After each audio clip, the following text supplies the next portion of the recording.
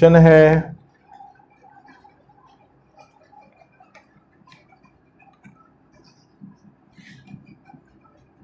Under root 4x minus 5 is equal to under root 3x plus 7।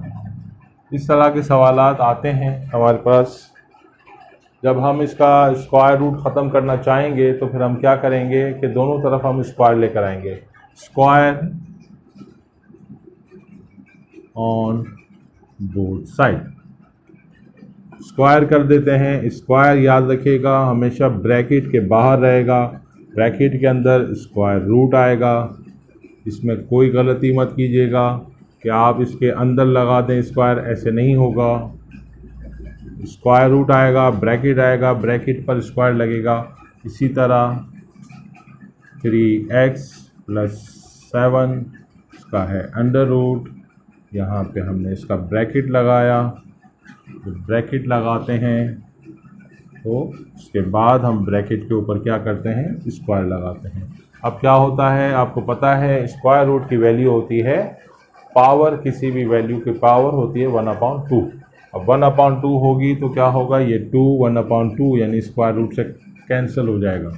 हमारे पास एक value आ गई 4x minus 5 is equal to 3x plus 7। 4x minus 3 यहाँ आ गया, आके माइनस का 3x हो गया और माइनस का 5 वहाँ चला गया तो प्लस का 5 हो गया।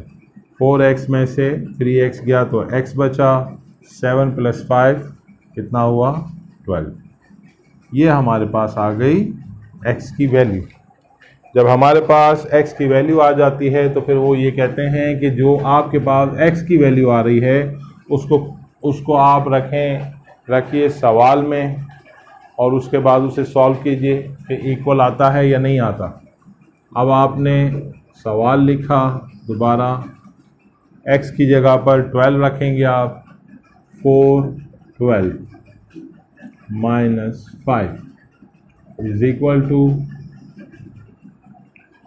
3 फिर 12 प्लस 7। अब ये सॉल्व होगा, 12 4 ज़ा 48 माइनस का 5। इसके बाद हमारे पास यहाँ सॉल्व होगा 12 3 ज़ा 36 प्लस का 7। 48 में से अगर 5 जाएगा तो यहाँ पे बचेगा हमारे पास 43 इज इक्वल टू 36 प्लस 7, ये भी हो जाएगा 43। इसका मतलब ये है कि जो हमने x की वैल्यू निकाली 12, वो हमारा जवाब बिल्कुल सही है। तो इस तरह के सवाल आते हैं, वहाँ बाकायदा ये लिखा होता है कि जी जो x की वैल्यू आएगी उसे आप पुट करके आप उसकी वैल्यू को जांचेंगे कि वो क्या है।